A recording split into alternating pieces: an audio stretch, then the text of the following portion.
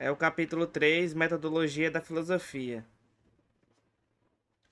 Eu vou começar e depois, se vocês tiverem alguma questão, alguma observação, aí vocês podem interromper ou clicar aí na mãozinha de levantar para que eu pare de falar e vocês possam ficar livres aí para fazer suas colocações. Beleza? Então, vou começar aqui. Tradicionalmente, a filosofia tem sido vista como o amor à sabedoria, ou a busca da verdade. Embora o objetivo tenha sido constante, os métodos para atingi-lo variam muito. Nosso propósito aqui é fazer um panorama das principais metodologias da filosofia e abordá-las a partir de uma perspectiva cristã, uma vez que os autores são cristãos e eles vão fazer uma colocação no final a respeito disso. Então vamos começar primeiro pela metodologia do mundo antigo, começando pela maiêutica do Sócrates. Há numerosas abordagens à verdade adotadas por filósofos da antiguidade. Várias delas se destacam por sua atratividade permanente.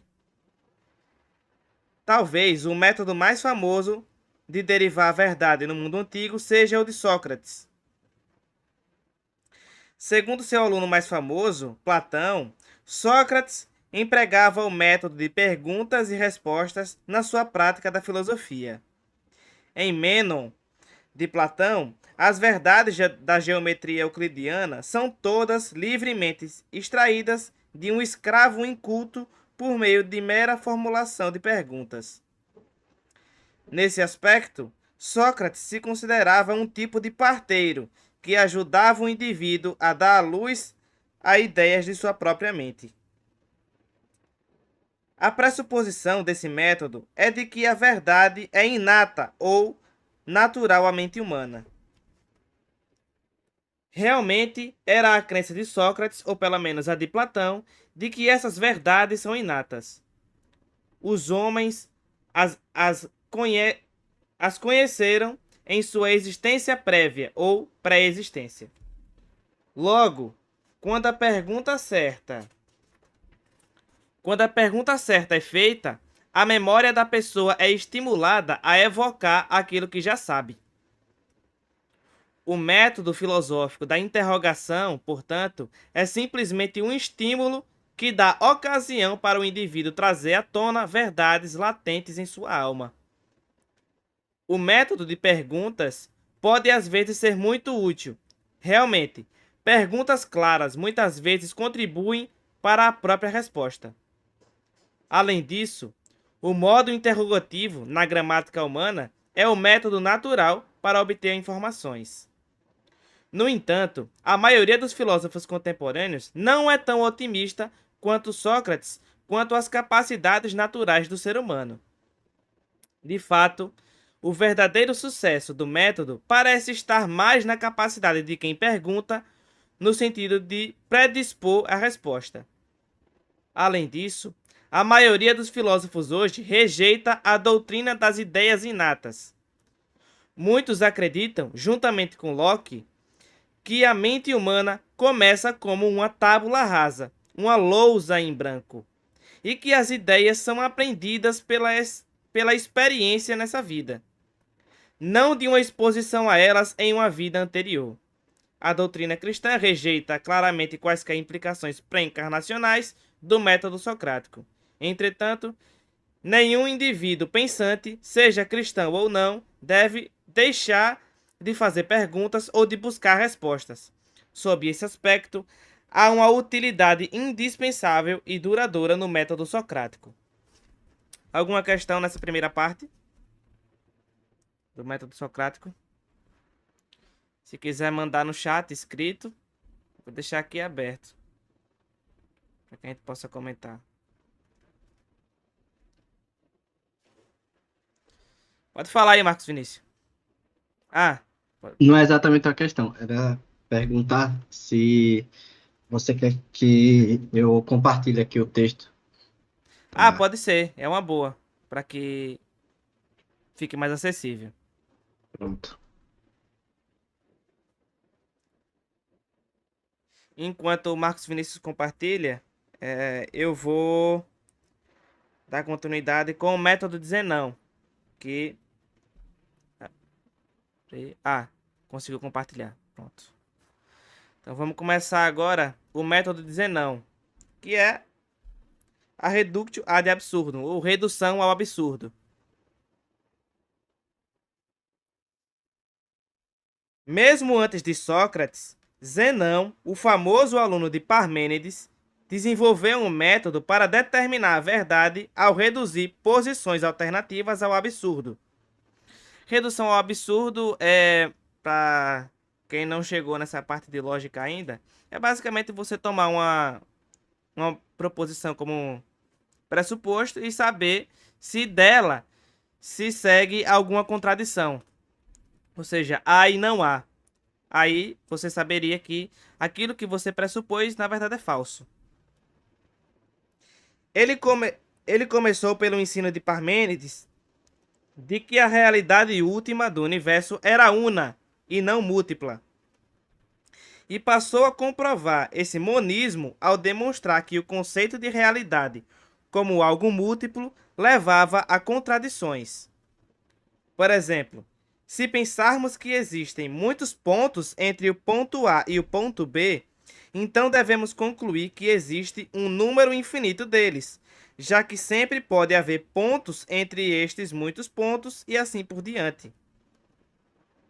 Mas se houver um número infinito de pontos, então a distância seria infinita e intransponível. Podemos, porém, viajar do ponto A para o ponto B. Consequentemente, tal distância é transponível. Concluímos, portanto, com a contradição de a distância ser tanto finita quanto infinita, transponível e intransponível. O método de Zenão tem valor permanente para a filosofia, pois nenhuma posição que gerar contradições pode ser considerada verdadeira. A lei da não contradição é um dos princípios fundamentais do pensamento lógico. Além disso, o argumento da reductio ad absurdum é usado para derrubar, uma vez que algo que é ou gera uma contradição não pode ser verdadeiro. O método é útil na argumentação, pois podemos considerar as premissas de um oponente e comprovar que são falsas ao reduzi-las ao absurdo, a uma contradição. Há, no entanto, problemas sérios com o método de Zenão. Em primeiro lugar, Zenão deduzia premissas altamente questionáveis, por exemplo, de que a matéria ou o espaço são infinitamente divisíveis. Em segundo lugar, nem todos os argumentos podem ser divididos de forma precisa em duas e somente duas alternativas. Por exemplo, a realidade ou é una ou é múltipla. No caso dos argumentos que podem ser assim divididos, em geral, não há nenhuma maneira bem-sucedida de demonstrar que uma das posições é contraditória. Na melhor das hipóteses, o método reductio ad absurdum é um teste negativo para a verdade. Pode demonstrar que algumas posições são falsas, mas não pode, por meio disso, determinar quais são verídicas. Se quiserem fazer um comentário, fiquem à vontade. Eu vou prosseguir ao método de Aristóteles, que é um dos mais famosos, né, o silogismo. O método de Aristóteles, a dedução. Aristóteles aceitava, na realidade, tanto a forma indutiva quanto a forma dedutiva de raciocinar. Porém, pelo fato de ter sido o primeiro filósofo ocidental a elaborar as regras para o raciocínio dedutivo, seu nome é geralmente associado com dedução. Com a dedução. Dito de modo simples, o raciocínio dedutivo é a argumentação que parte do geral para o particular. Se todos os cavalos são animais quadrúpedes, proposição geral, a beleza negra é um cavalo, proposição particular, segue-se, portanto, que beleza negra também é um animal quadrúpede. Essa série de proposições é chamada silogismo. A forma padrão do argumento dedutivo, o método tradicional de exprimir um silogismo é o seguinte. Então tem aí o esquema de silogismo. Todos os cavalos são animais quadrúpedes, primeira premissa. Beleza negra é um cavalo, segunda premissa. E a conclusão, beleza negra é um animal quadrúpede. O raciocínio indutivo é exatamente o inverso, ou seja, a argumentação parte do particular, por exemplo, todos os elementos observáveis em um muro são pedras, para o geral, o muro inteiro é de pedra. O método dedutivo de Aristóteles envolve várias regras de inferência, que são o assunto da lógica formal e serão discutidas no próximo capítulo. Então, no próximo capítulo a gente vai se aprofundar mais nessa questão da lógica, tanto dedutiva quanto indutiva. Que nesse momento, nesse capítulo, a gente só vai ver mais como um método e não vai se aprofundar tanto. A dificuldade mais evidente que se tem com o método dedutivo é a falta de premissas universalmente verdadeiras. Esse fato pode ser ilustrado da seguinte maneira: todos os homens são mortais. Sócrates é um homem, portanto, Sócrates é mortal. A conclusão resulta de modo lógico e válido a partir dessas premissas, desde que a primeira premissa seja universalmente verdadeira. Há, porém, uma diferença entre um argumento válido e um argumento sólido. O problema aqui é como podemos saber com certeza que todos os homens são mortais. Tudo que sabemos é que, mais dia, menos dia, todos os homens que observamos morrem. Mas se não pudermos ter certeza de que todos os homens não observados também morrerão, o silogismo então toma a seguinte forma: a maioria dos homens é mortal. Sócrates é um homem, portanto, Sócrates é mortal. Nessa forma de raciocínio, porém, a conclusão não decorre logicamente da premissa, uma vez que Sócrates pode ser um homem que não é mortal. E uma vez que são pouquíssimas as premissas consideradas universalmente verídicas, até pelos maiores pensadores, a eficácia do método de Aristóteles para descobrir a verdade é drasticamente reduzida. Há, porém, um fator redentor em relação ao método dedutivo. Pode ser modificado para acomodar nossa incerteza acerca da universalidade das premissas. Podemos reformulá-lo da seguinte maneira: é provavelmente verdade que todos os homens sejam mortais. Sócrates é um homem. Portanto, é provavelmente verdade que Sócrates é mortal. Podemos dizer provavelmente verdade, já que todos os casos observados da humanidade revelam que os homens são mortais. E, portanto, podemos razoavelmente supor que os demais também são mortais, a não ser que se prove o contrário. A forma lógica dedutiva de Aristóteles, então, tem valor permanente. Tudo o que precisamos é sustentar a conclusão com menos dogmatismo, já que uma ou mais das premissas são apenas provavelmente verdadeiras. Então, já que vimos 3 métodos do mundo antigo, vamos agora ver alguns métodos do mundo moderno. Então, bora lá. Embora os antigos tivessem familiaridade com o raciocínio indutivo e o empregassem, ele é mais característico do período moderno por ser estritamente associado com a metodologia científica. Métodos dedutivos, no entanto, foram usados em séculos recentes. Tanto Descartes como Spinoza introduziram métodos dedutivos de racionalismo geométrico, mediante os quais partiam de axiomas autoevidentes e deduziam tudo, desde sua própria existência até a existência de Deus. Vamos lá então para o método indutivo. Francis Bacon recebe o crédito pela derrocada do velho método dedutivo. Opa, Daniel vai entrar na chamada. Bem-vindo, Daniel. Se estiver me escutando aí, estiver me escutando bem, dê um sinal de vida. Opa.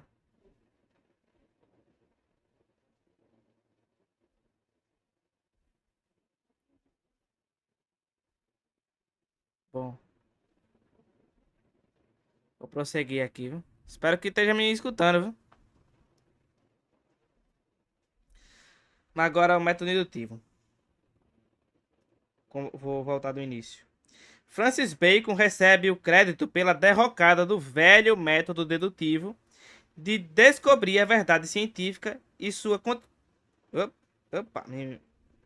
Francis Bacon recebe o crédito pela derrocada do velho método dedutivo de descobrir a verdade científica e sua substituição pelo novo método indutivo.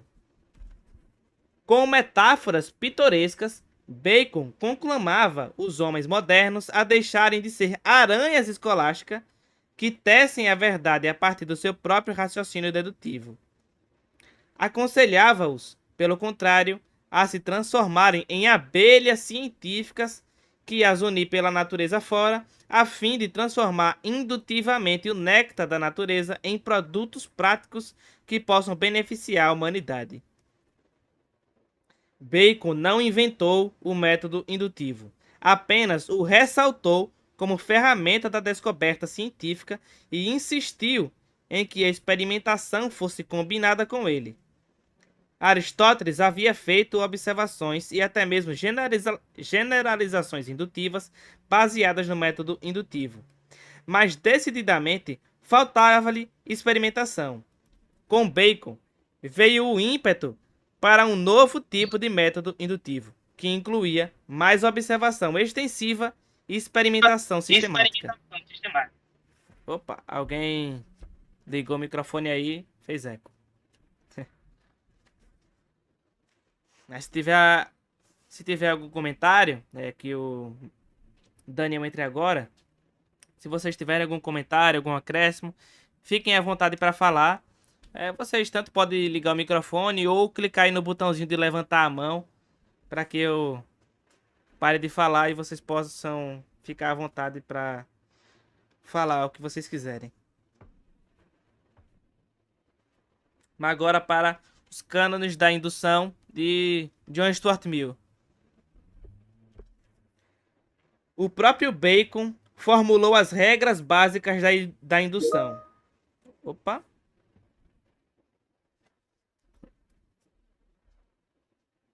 Ah, sim. Tava sem som. Mas agora tá conseguindo me escutar, Daniel? Ah, pronto. Pronto, então tá tranquilo.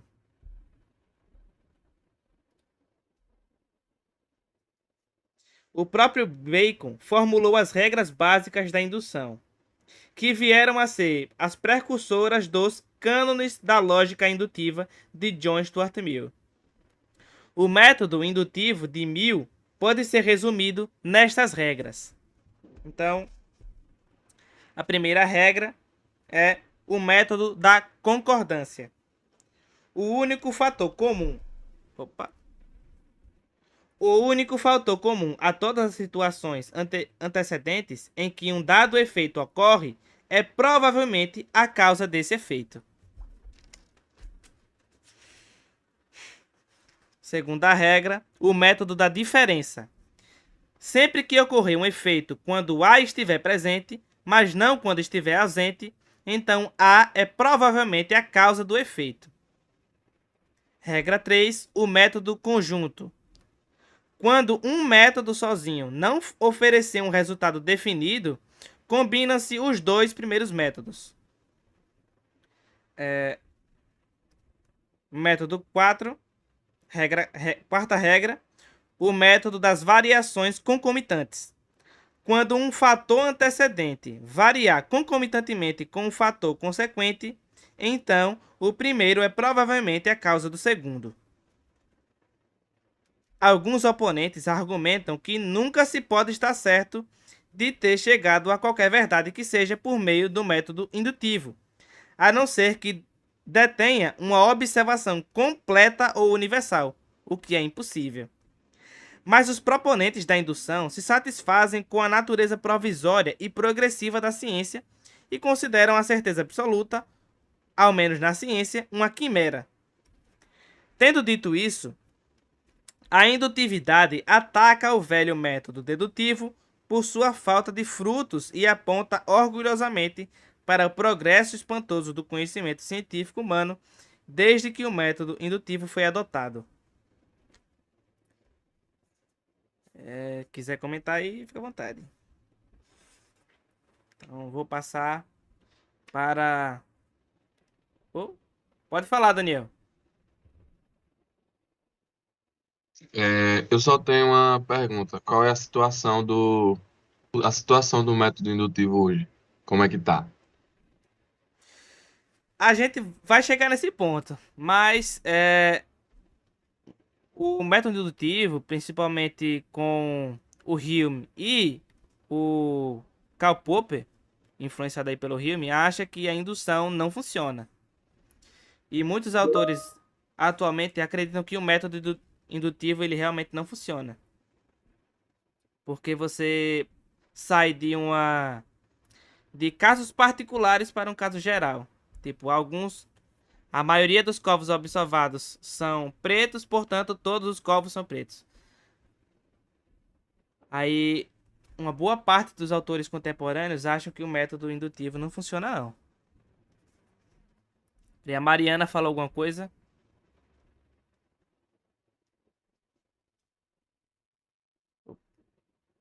Da diferença. Opa.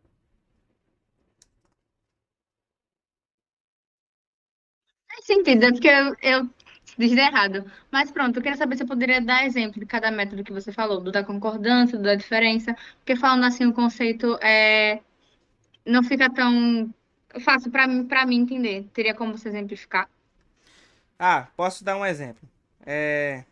Por exemplo, o método da concordância.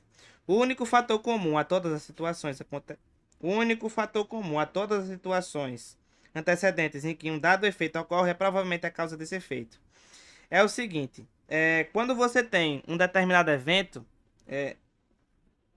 em todas as vezes que aquele evento ocorreu, um determinado evento anterior a ele também aconteceu, tipo, todas as vezes que uma janela apareceu quebrada, uma pessoa jogou um tijolo.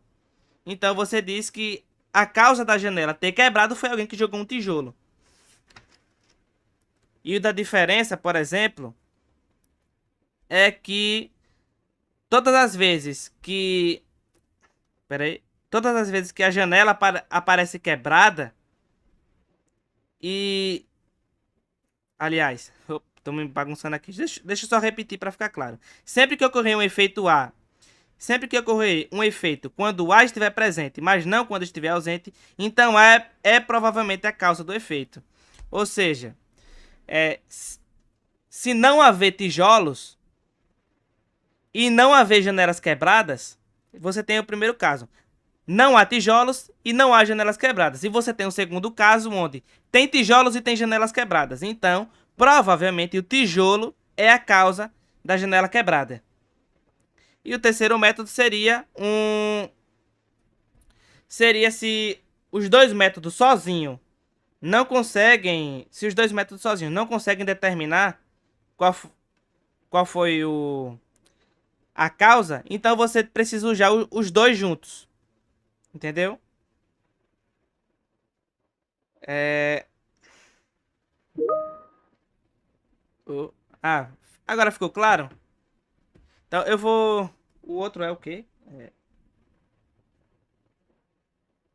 O concomitante é quando acontece coisas simultâneas. Quando um fator antecedente variar com um fator consequente, então o primeiro é provavelmente a causa do segundo. É quando coisas acontecem de forma simultânea. Deixa eu só finalizar a essa última parte. Alguns oponentes argumentam que nunca se pode estar certo de ter chegado a qualquer verdade que seja por meio do método indutivo, a não ser que detenha uma observação completa ou universal, o que é impossível. Mas os proponentes da indução se satisfazem com a natureza provisória e progressiva da ciência e consideram a certeza absoluta, ao menos na ciência, uma quimera. Isso aqui já meio que responde a pergunta do Daniel. Tendo dito isso, a indutividade ataca o velho método dedutivo por sua falta de frutos e aponta orgulhosamente para o progresso espantoso do conhecimento científico humano desde que o método indutivo foi adotado. Então agora a gente vai ver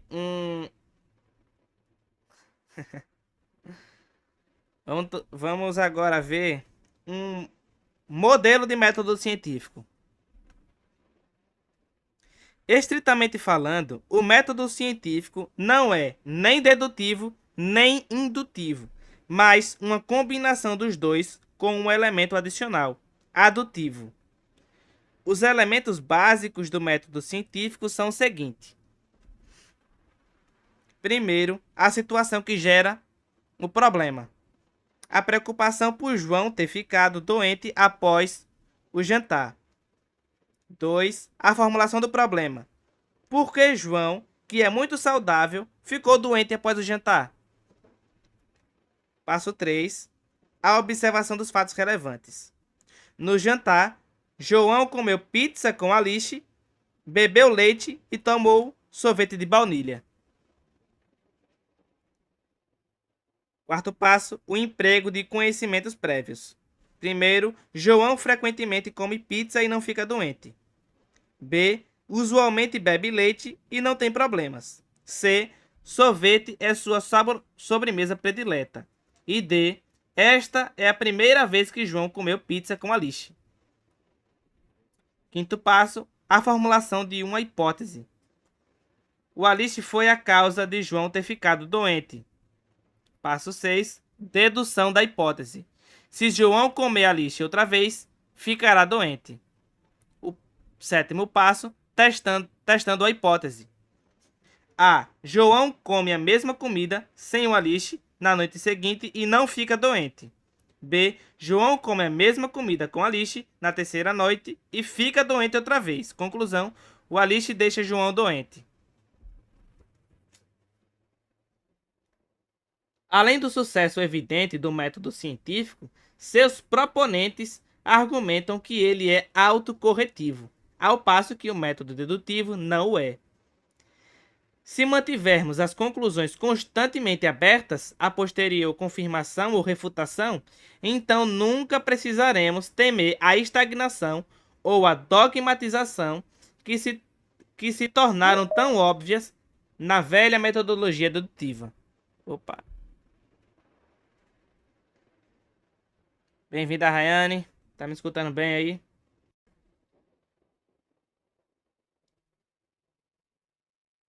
As conclusões, no entanto, sempre devem ser provisórias, uma vez que as evidências são sempre fragmentárias. E o fato de haver dogmas científicos, tais como a hipótese macroevolucionária... Tem alguém com método... tem alguém com microfone ligado. Enfim, bora lá. E o fato de haver dogmas científicos, tais como a hipótese macroevolucionária, torna o método passível das mesmas críticas feitas contra os dogmas científicos antigos, tais como a crença pré-copernicana na geocentricidade do universo. Talvez uma reação ainda mais pertinente ao método científico seja o fato de muitos considerarem que ele detém o monopólio do mercado da verdade, ou seja, acredita-se ser ele o único método para descobrir a verdade. Talvez seja essa uma das razões de os pensadores contemporâneos terem procurado outros métodos. Embora seja verdade que muitos pensadores procuraram outros métodos, é um dado, principalmente assim no Brasil, pelo menos eu vejo assim, que o cientificismo, né, esse louvor exacerbado pela ciência, é muito presente. Agora vamos ver alguns métodos contemporâneos.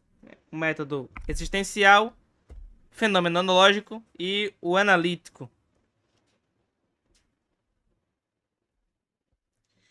Alguns métodos contemporâneos. No mundo contemporâneo se destacam 3 métodos de busca da verdade: o existencialismo, a fenomenologia e o método analítico. O primeiro é claramente uma reação contra o cientificismo, ou a absolutização do método científico, bem como contra o racionalismo. Vamos começar pelo método existencial, ou existencialismo, como preferir. Na realidade, existem muitas metodologias existenciais, mas a maioria delas tem um denominador comum tipificado da metodologia do pai do existencialismo, Søren Kierkegaard. Kierkegaard estava reagindo primordialmente contra o que considerava um racionalismo hegeliano morto. Seus escritos, no entanto, e as ações de muitos dos seus sucessores existencialistas revelam o mesmo desdém pelo cientificismo. Embora não negasse haver algo como a verdade científica objetiva, o existencialista não considera importante esse tipo de verdade, pelo menos nem de longe tão importante quanto a verdade subjetiva. De fato, Kierkegaard declarou que a verdade é subjetividade. Não queria dizer com isso que qualquer crença subjetiva é verdadeira, mas se não acreditarmos em algo de modo subjetivo e apaixonado, não detemos a verdade. A verdade é sempre pessoal e não meramente proposicional. Nunca se chega à verdade pela mera observação, mas sim pela obediência. Nunca como espectador, mas somente como um participante da vida. A verdade encontra-se no concreto, nunca no abstrato, no existencial e não no racional. Na realidade, a pessoa se firma na verdade somente mediante um ato de sua vontade, por um salto de fé. Não se trata de deliberação da mente, mas de uma decisão da vontade pela qual se chega a conhecer a verdade. A verdade, segundo Kierkegaard, não está na área do racional, mas do paradoxal, o suprarracional. Isso é dramatizado na sua famosa ilustração de Abraão e Isaac, no livro Temor e Tremor, em que, de acordo com Kierkegaard, Abraão é convidado a deixar o âmbito racional, ético e universal do não matarás e avançar pela fé para o âmbito religioso. Abraão é convidado a transcender o âmbito objetivo da razão e entrar no âmbito subjetivo da fé, pois, segundo o filósofo, o legislador moral está acima da lei moral, assim como a verdade religiosa transcende o pensamento ético ou racional.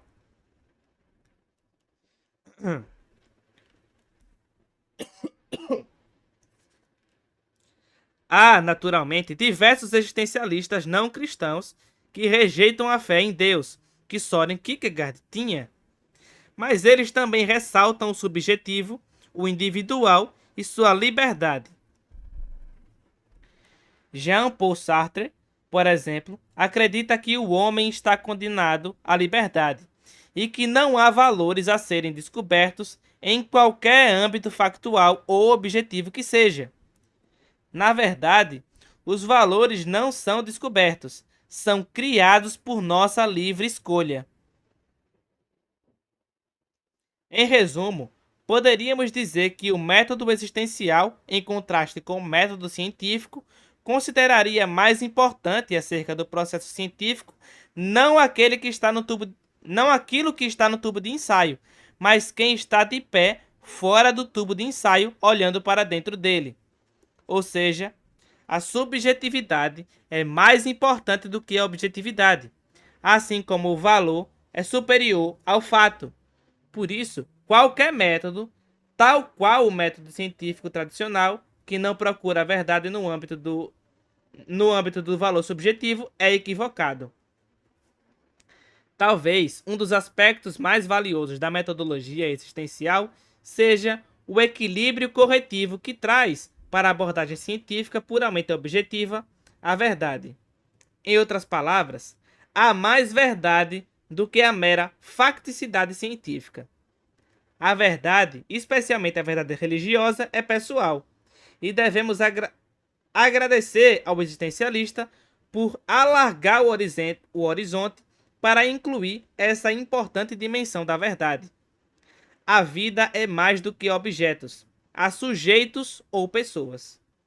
Além disso, deve-se esperar que o método para obter a verdade objetiva não seja o mesmo usado para obter a verdade subjetiva, assim como ninguém conclui o teorema de Pitágoras a partir dos axiomas de Euclides, empregando os mesmos métodos que utiliza para descobrir a causa de um colapso emocional. Há, porém, algumas sérias desvantagens e perigos do método existencial. Um deles é que leva facilmente ao subjetivismo. Como é que a pessoa pode evitar fazer dos seus próprios sentimentos o teste de verdade? Como se pode evitar o engano e a ilusão? Em resposta à ilustração de Kierkegaard, como a pessoa sabe que é Deus e não um demônio ou o seu próprio desejo mal que está dizendo: mata meu filho, mata teu filho.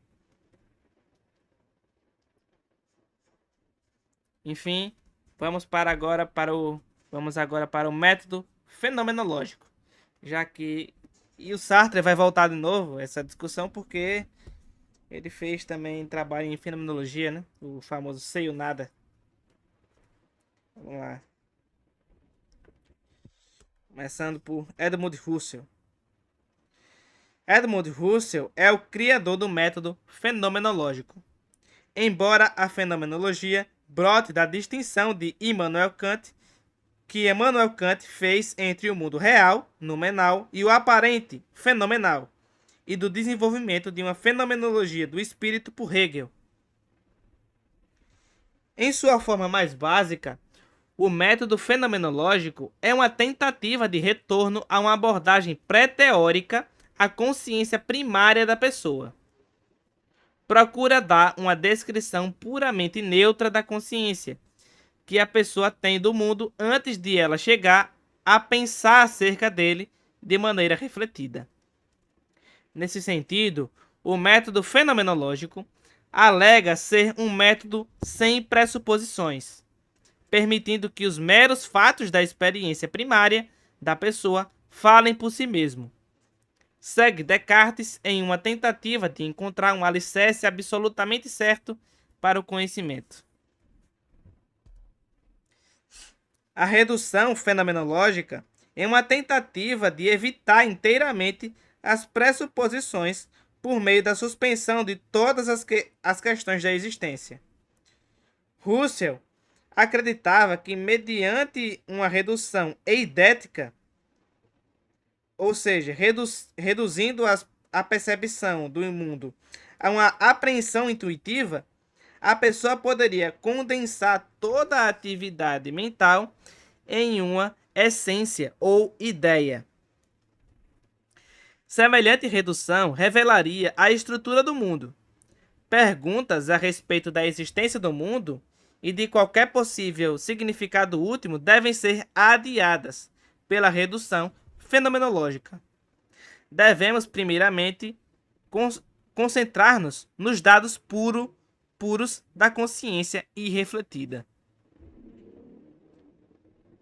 Agora o Martin Heidegger, o alemão aí que alguns de vocês viram no período passado. Heidegger tomou emprestado o método fenomenológico de Husserl e aplicou a um estudo do homem. Diabo. Aplicou a um estudo do homem. Sua primeira conclusão foi que o homem é o ser aí, Dasein, ou seja, O homem é um ser no tempo, ou ser para a morte. Porque o tempo e a morte afetam diretamente a existência concreta do homem. O homem tem um senso de angústia, o homem tem um senso de angústia, é um ser lançado no mundo e que segue em direção à morte, ao nada, sem qualquer explicação do porquê há algo em vez de nada. O homem, como um ser indo para o nada, portanto, é a estrutura fundamental da realidade descoberta pelo método fenomenológico. Usando o mesmo ponto de partida e método fenomenológicos, Jean-Paul Sartre conclui que o homem é uma paixão inútil. A totalidade da vida é uma bolha vazia no mar do nada. No seu livro, O Ser e o Nada, Sartre conclui: logo acaba sendo a mesma coisa se alguém é um bêbado solitário ou um líder de nações. Os títulos de suas outras obras, Sem Saída e A Náusea, indicam algo de desespero existencial de Sartre. Outros fenomenólogos chegam a conclusões semelhantes, embora menos radicais, acerca da vida pelo emprego de método fenomenológico. Outro aspecto da fenomenologia, originada por Russell, é a redução transcendental, ou o conhecimento de que todo significado humano subentende alguém que significa, ou seja, toda afirmação pressupõe um afirmador. Há um eu por trás de todo eu penso. Esse ego transcende qualquer objetificação. Na realidade, conforme a expressão de Sartre, somente podemos ver o ego transcendental, por assim dizer, pelo canto do nosso olho, ou seja, não há nenhum modo direto de analisar o eu. Uma vez que alguém vê o eu, sujeito, diretamente, torna-se um me, objeto.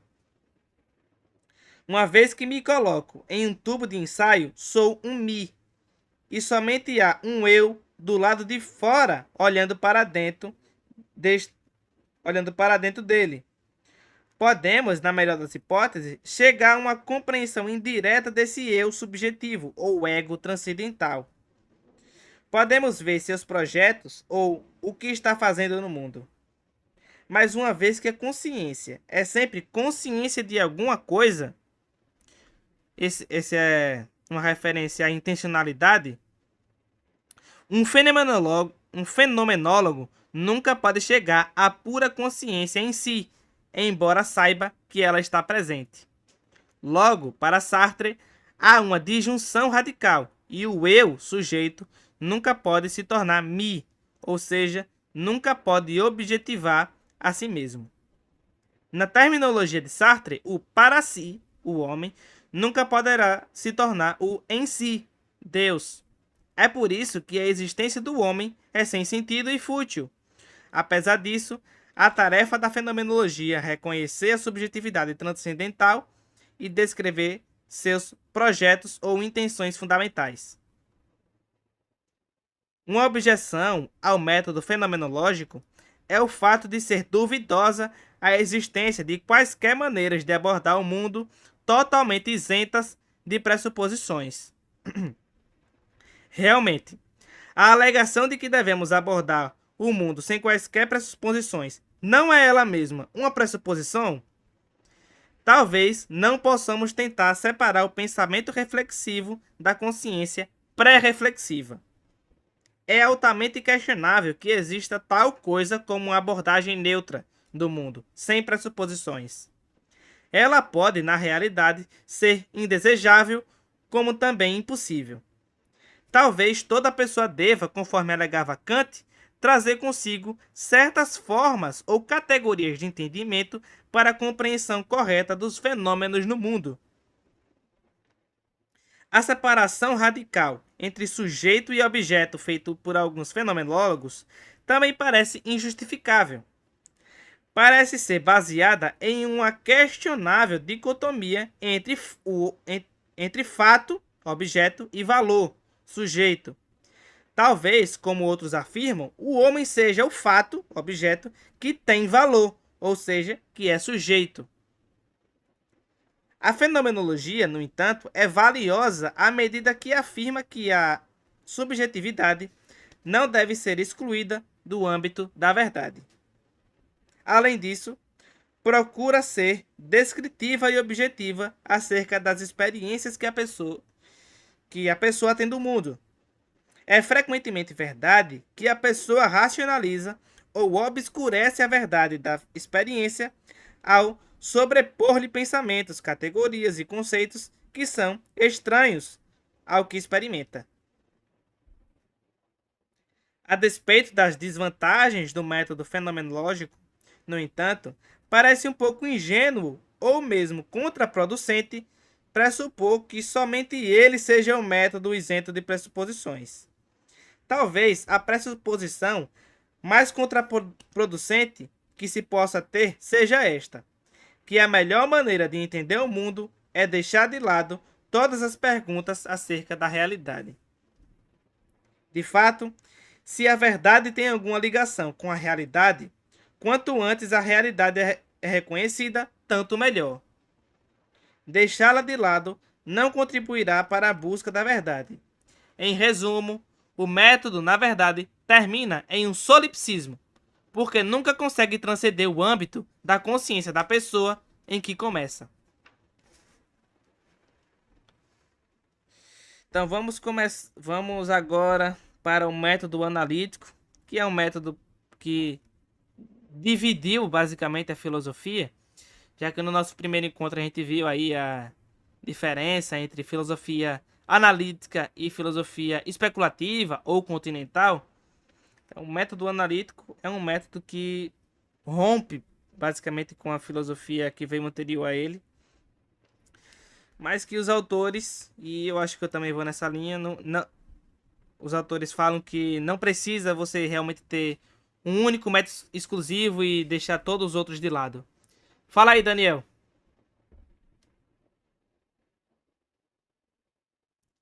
Daniel, tá com a mão levantada É aí? só um, é só um comentário sobre a crítica que o autor faz à utilização do método. Eu não sei se a intenção dos autores eram claras, dos primeiros autores da fenomenologia, né? O Husserl, o Sartre, o Merleau-Ponty, com respeito ao objeto de estudo, né? Mas, assim, hoje, talvez até mesmo por conta dessa crítica ser pertinente do problema de uma isenção de pressuposição, talvez por isso que hoje o método fenomenológico seja um. Eu não vou utilizar essa radicalidade de dizer restrito, mas ele é caríssimo à psicologia, né? Ou seja, é um objeto de estudo bastante subjetivo que permite, de certa forma, para a análise de alguns fenômenos, a isenção de pressuposições. Talvez se encaixe melhor mesmo nessa relação com o indivíduo, né? Consciência, até por isso que a psicologia se vale bastante do método fenomenológico. Talvez, de fato, exista esse problema com relação a outros objetos, né? Que se isentar de pressuposições com respeito a outros objetos, né? Que não sejam a subjetividade do ser humano pode ser perigoso, né? Era só isso. Isso. Aí o Marcos Vinícius aí levantou a mão. Então, sobre o método fenomenológico, né? É, Na mesma época, o Freud surgiu.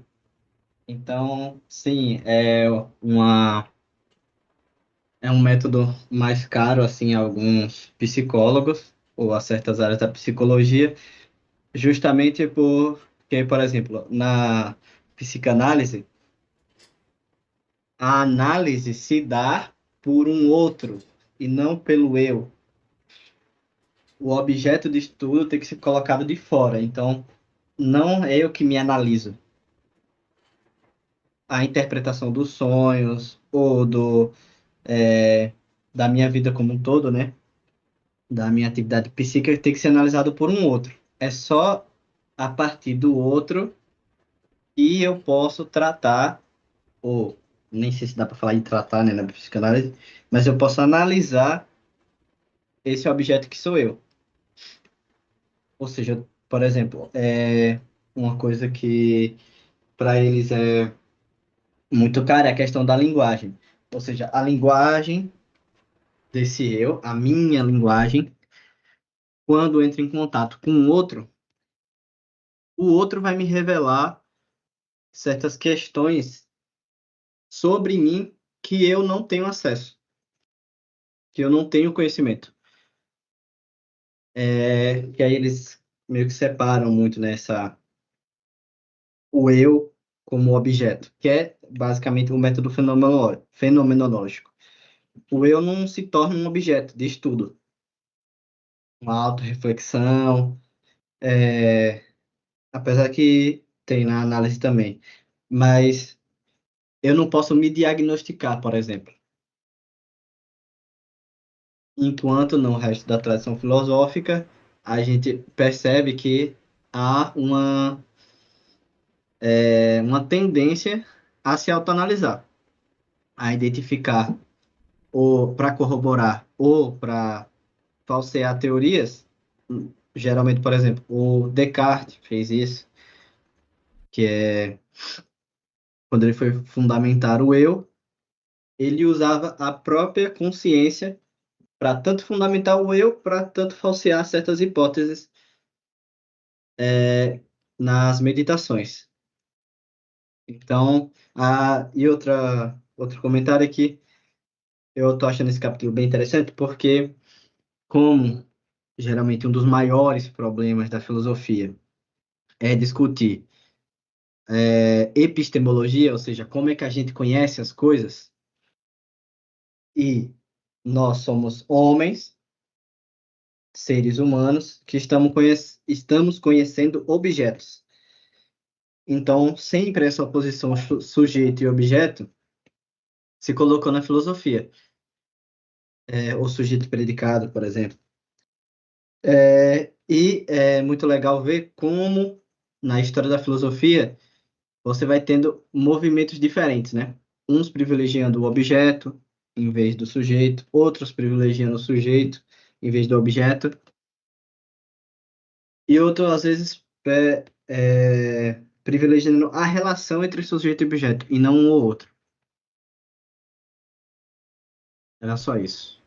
É excelente, cara. Tipo, foi muito construtivo esse comentário. Mas é bem isso mesmo. Então vamos dar continuidade no método analítico. Então, Acho que o que... Daniel tá Ah, com o a mão Daniel. levantada aí. Fica à vontade, Daniel. Pode falar. Eu só ia perguntar se, Marcos, vocês estão de acordo com o que eu comentei, com respeito ao objeto, o objeto do método hoje, se com respeito a essa restrição, com muitas aspas, né? A Ah, subjetividade sim. do ser humano e não a outros fenômenos. Sim.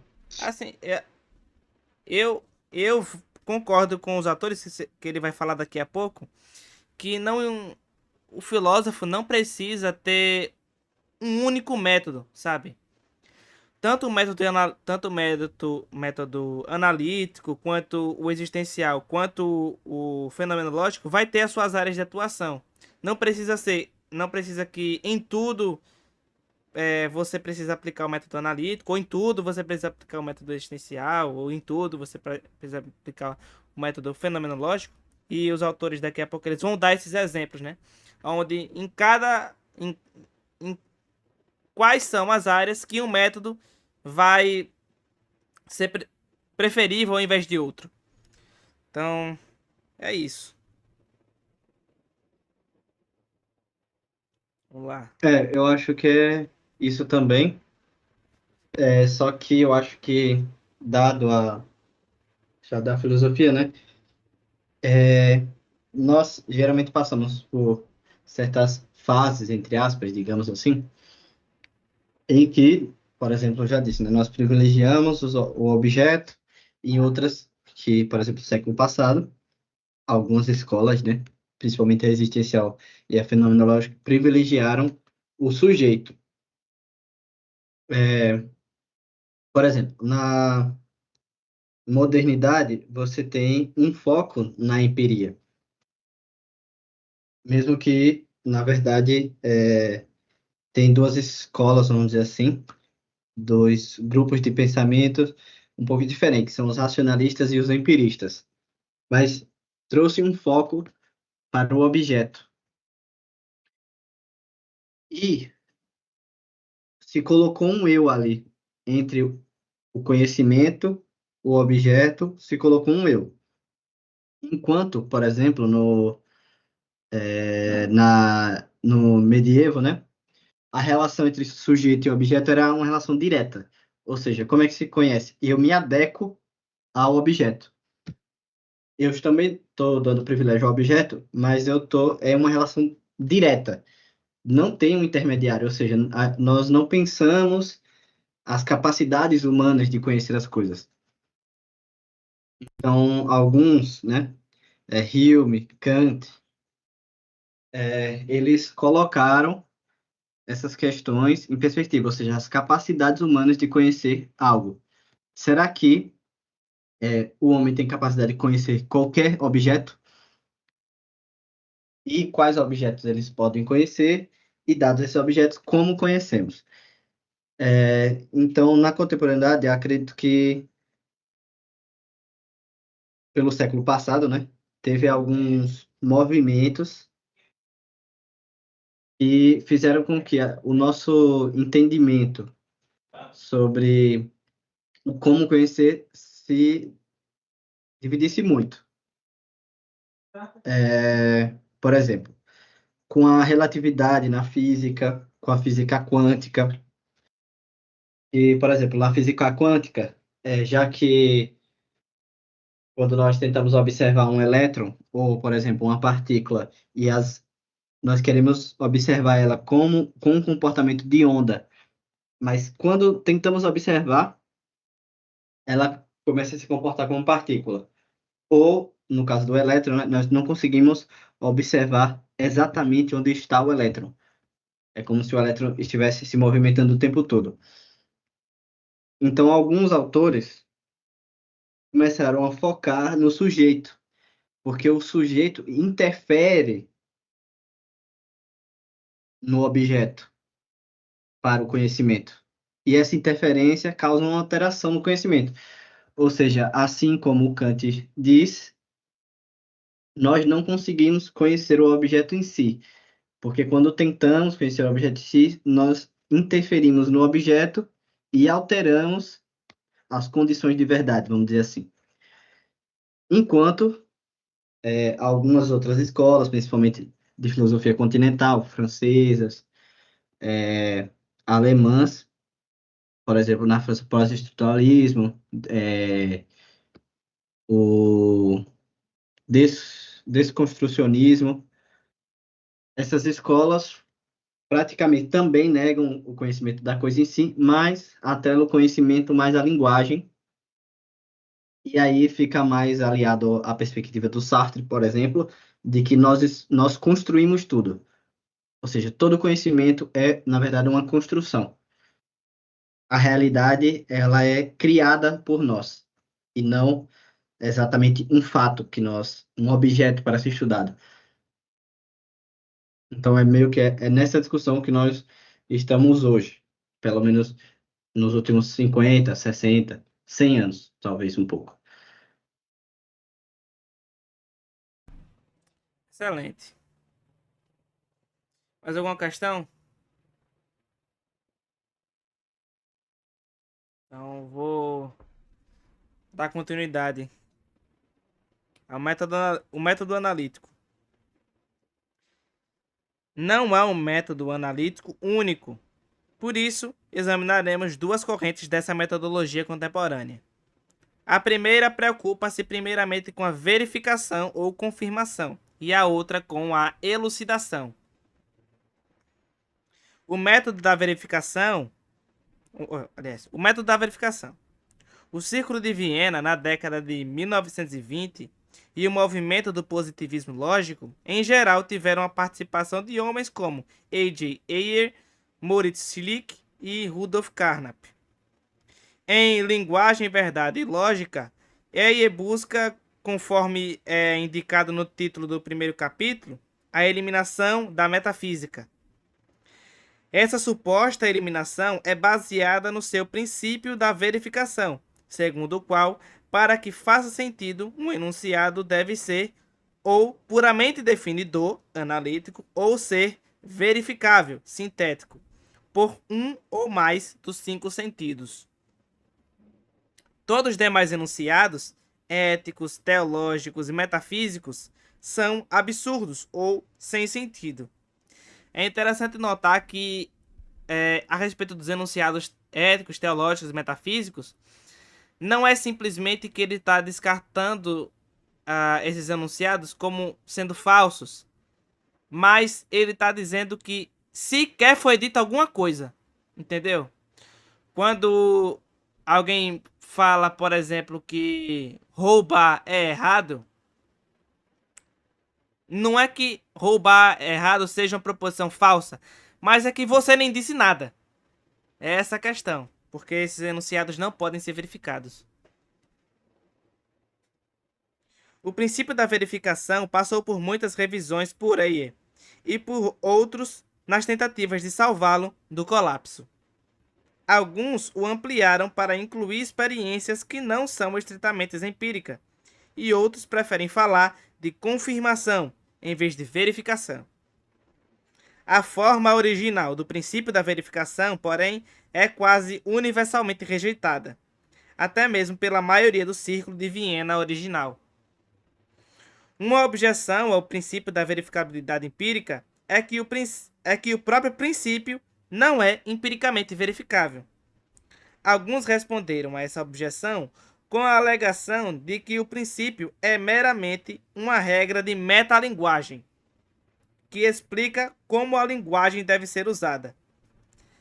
Mas se o princípio é meramente uma regra acerca do uso da linguagem, então não pode ser usado de um modo prescritivo para, digamos, eliminar enunciados acerca de Deus ou da realidade última. Talvez a melhor maneira de explicar o fracasso do princípio da verificação seja apontar que, em algumas de suas formas, é exclusivo demais e em outras é demasiadamente inclusivo. Há também um lado negativo da verificação, o qual, em seu ensaio Teologia e Falsificação, Anthony Flew denominou princípio da falsificação.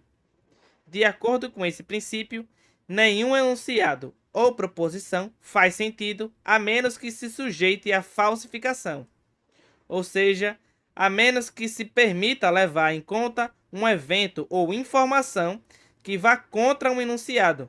Então, também não se deve permitir levar em conta nada que seja a favor dele. Se não se pode levar em conta nada que o contrarie, então ele não pode fazer sentido e muito menos ser verídico.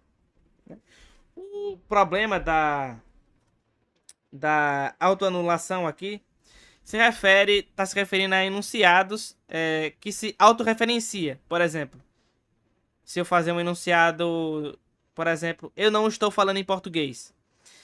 Esse é um tipo de enunciado que inclui ele mesmo, e o que o levaria a ser falso. No caso da afirmação do verificacionismo, é que para que um enunciado tenha significado, ele precisa ser empiricamente verificável pelos 5 sentidos. E uma vez que esse enunciado inclui ele próprio, ele se autoanularia.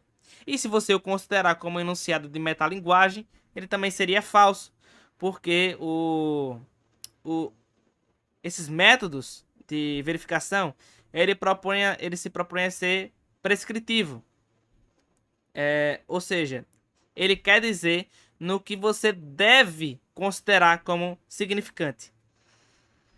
E uma vez que ele é apenas metalinguístico e não algo prescritivo, ele não diz nada a respeito de se os enunciados éticos, teológicos e metafísicos são realmente sem sentido. E no caso do Flew, ele apenas tenta aplicar a questão da falsificação como um método de significado, e que também levaria à autorrefutação. Ele coloca outras coisas aí. Mas enfim, vamos lá para o método da elucidação.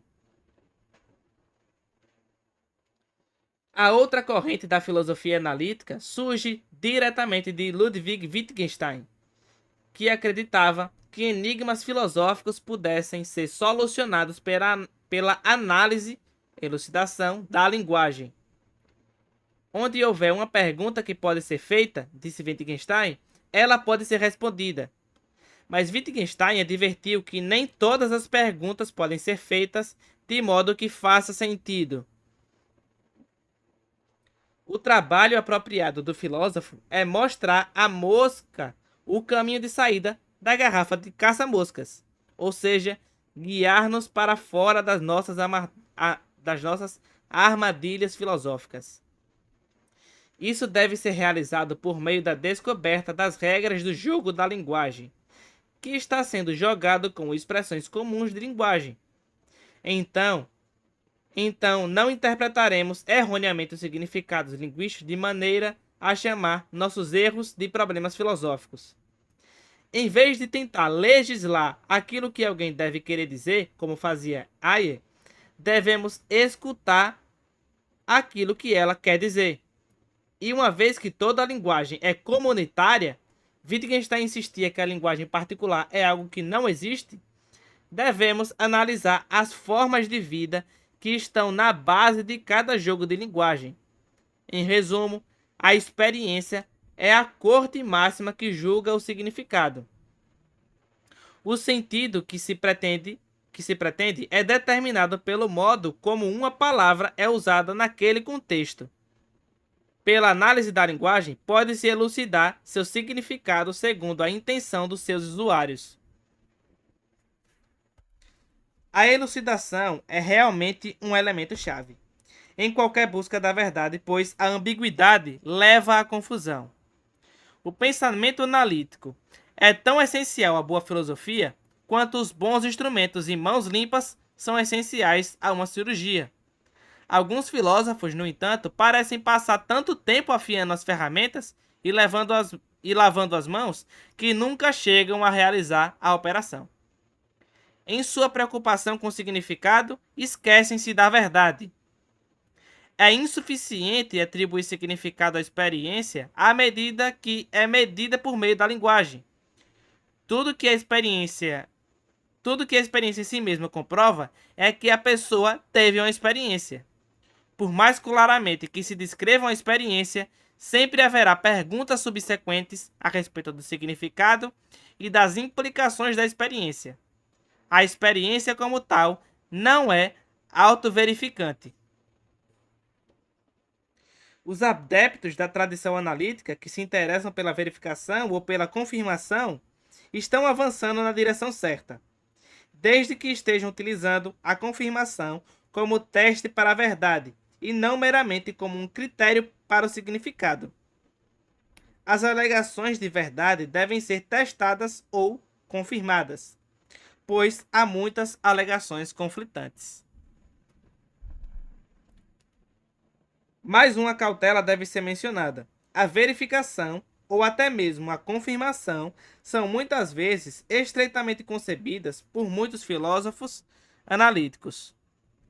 Eles limitam os termos à confirmação meramente empírica ou experimental. Os seguidores de Wittgenstein, por exemplo, negam que se possa falar de modo descritivo acerca de Deus e muito menos ter qualquer justificação racional para crer na existência de Deus. Nesse sentido, a tradição analítica revela a necessidade de algum tipo de justificação das crenças da pessoa. Crenças injustificadas talvez sejam verídicas, ainda que não haja modo de se poder saber o que são. Pode-se simplesmente mantê-las como crença injustificada. Quiserem falar alguma coisa? Já vamos para a conclusão agora.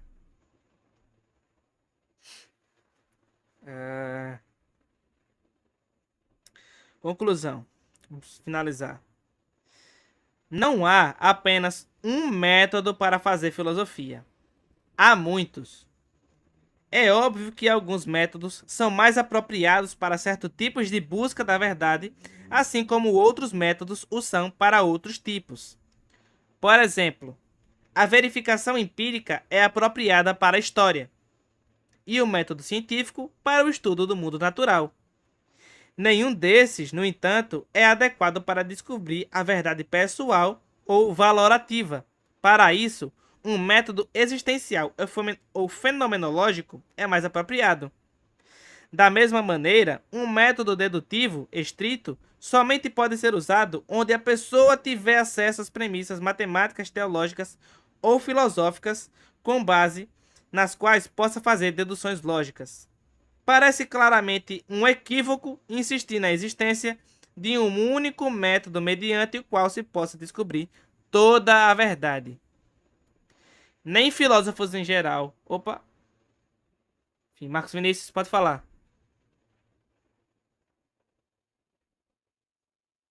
É que a Mariana estava escrevendo alguma coisa, não sei se ela desistiu ou se ia levantar algum ponto. Não, não tá aparecendo aqui, não. Porque eu não consigo ver se alguém tá digitando. Mas se quiser falar alguma coisa, Mariana, pode falar, viu? Desistiu. Vamos lá. Finalizar. Ah, é só o último parágrafo. Nem filósofos em geral, nem filósofos cristãos em particular concordam quanto aos métodos a serem usados para justificar as crenças religiosas. Na realidade, alguns filósofos cristãos são fideístas e sustentam não haver nenhum modo racional para justificar uma crença religiosa. Aquilo que os cristãos sustentam, no entanto, é que nenhuma metodologia filosófica pode eliminar a possibilidade da revelação divina. A existência do Deus que se revelou na Sagrada Escritura é uma crença essencial do cristianismo. Como pode o cristão justificar essa crença? Como o cristão pode justificar essa crença é um problema intramuros. O cristão, no entanto, asseveram que todas as filosofias que legislam sobre a impossibilidade da revelação estão fadadas ao fracasso. Quanto a isso, o desafio da filosofia cristã é destruir raciocínios e toda ignorância que se ergue contra o conhecimento de Deus. Enfim, esse foi... Está finalizado o terceiro capítulo da Introdução à Filosofia do Norman Geisler. Se vocês quiserem tecer mais algum comentário, o Marcos Vinícius está mostrando aí, tem uma bibliografia interessante para se consultar. Tem aí tanto Aristóteles quanto a Introdução à Lógica do Ivan Kopp, o Feuerbach-Fluh, o Freud, que foi comentado nesse instante, né, O Futuro de uma Ilusão, que é um texto onde ele questiona a racionalidade da crença religiosa, por assim dizer. O Hume, por aí vai. O Plantinga, que ele tem uma objeção à justificação da crença em Deus. Ele tanto tem um argumento contra o positivismo lógico, quanto busca dar uma forma de justificar as crenças religiosas. Tem ali o Plantinga, Deus e Outras Mentes. E depois tem algumas perguntas para consolidação, né? Que são bastante úteis. Como era o método socrático? Quais são as vantagens e desvantagens da reduction ad absurdum? Define raciocínio dedutivo. Como redimir o método dedutivo? De que? Quais são os cânones da indução de John Stuart Mill? Quais são os elementos básicos do método científico? Explique o método existencial de chegar à verdade. Defina redução eidética e redução transcendental. Quais foram as conclusões de Heidegger sobre o homem? Então são questões aí para que a gente possa estar se aventurando futuramente. Então, se vocês quiserem falar mais uma coisa, fica à vontade aí para finalizar.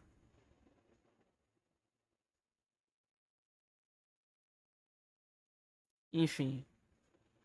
Não havendo discussões, está finalizado nosso terceiro encontro. Embora eu coloquei ali quarto encontro, mas é terceiro encontro nosso grupo de introdução à filosofia.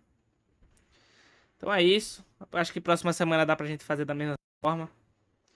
Então, tchau, tchau. Até a próxima. Tchau, gente. Feliz Natal, Feliz Ano Novo. Beijinhos. Tchau. Feliz Ano Novo. Feliz Natal. Tchau, feliz ano novo pra vocês. Feliz Natal também. Feliz Natal, valeu. Boa noite a todos, Feliz Natal e um próspero ano novo. Igualmente.